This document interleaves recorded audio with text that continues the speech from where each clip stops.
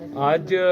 محمود خان اچکزئی صاحب کو جب صدارتی امیدوار کے طور پہ نامزد کیا گیا تحریک انصاف کی طرف سے، صرف یاد دہانی یہی کرانی تھی کہ جب 2014 کے دھرنے ہوئے، یہ وہی محمود خان اچکزئی صاحب ہیں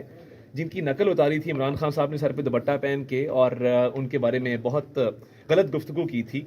میں سمجھتا ہوں کہ کل محمود خان اچکزئی صاحب نے جو اسپیچ کی پارلیمنٹ کے فلور پہ، وہ صرف اس لیے کی کہ وہ خوشنودی حاصل کر سکیں تحریک انصاف کی، اور وہ خوشنودی حاصل کر کے میرا خیال ہے ان کے عزائم موجود تھے، صدارتی امیدوار بننے کے لیے پرانی خواہش تھی، تو کل انہوں نے کہا کہ میں تھوڑی خوشامد، تھوڑی خوشنودی حاصل کر کے صدارتی امیدوار کے طور پہ سامنے آ جاؤں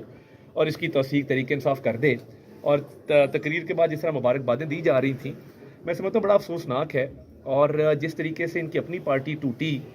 ان کے سیاسی اختلافات آپس میں تھے، یہ بلوچستان میں سیٹیں ہار گئے، جو انہوں نے وہاں پہ سیاسی حشر نشر کیا، اس کے بعد انہوں نے الزامات دوسروں پہ لگائے، تو حقیقت کو ماننا چاہیے، سیاسی کمزوری کو تسلیم کرنا چاہیے۔ میں یہ بھی سمجھتا ہوں کہ عمران خان صاحب کا یہ وتیرہ رہا ہے کہ جس کو انہوں نے گالی دی ہے اس کے ساتھ بغل گیر ضرور ہوئے ہیں،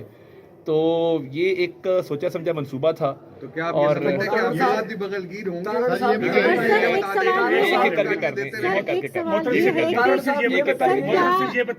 مطلب یہ بتا دیں کہ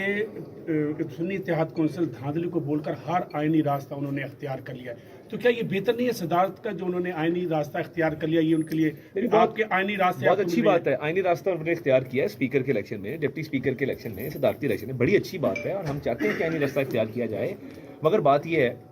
کہ خیبر پختونخوا کے اندر آپ سیٹیں جیتے تو آپ اس کو کہتے ہیں کہ جی بڑا اچھا ہوا، ہماری بڑی پاپولیرٹی تھی۔ پنجاب، بلوچستان، سندھ میں آپ سیٹیں ہارے، وہاں پہ دھاندلی کا دوہرا معیار نہیں چل سکتا۔ دیکھیں، آپ الیکشن کو تسلیم کریں اور الیکشن کی کریڈیبلٹی کو تسلیم کریں، یہی جمہوریت کے لیے اور پارلیمان کے لیے بہتر ہے۔ سر، آپ کی پارلیمنٹ کے اندر اسٹریٹجی نظر نہیں آ رہی۔ صاحب یہ بتائیے گا، آپ کے ساتھ بغل گیر ہونا چاہے تو کیا آپ اس کے ساتھ بغل گیر ہوں گے، اور کیا مفاہمت یا کسی بھی موضوع پر آپ سے گفتگو کرے تو کیا آپ تیار ہیں؟ نون لیگ تیار ہے؟ دیکھیں، اسی پارلیمان میں جب ہمارے خلاف کہا جاتا تھا کہ جی ان سے ہاتھ نہیں ملائیں گے، ان سے بات نہیں کریں گے، ہم نے میثاق معیشت کی تب بات کی، ہم اقتدار میں نہیں تھے، ہم اپوزیشن میں سر، ایک تھے۔ خاتون صحافی کا سوال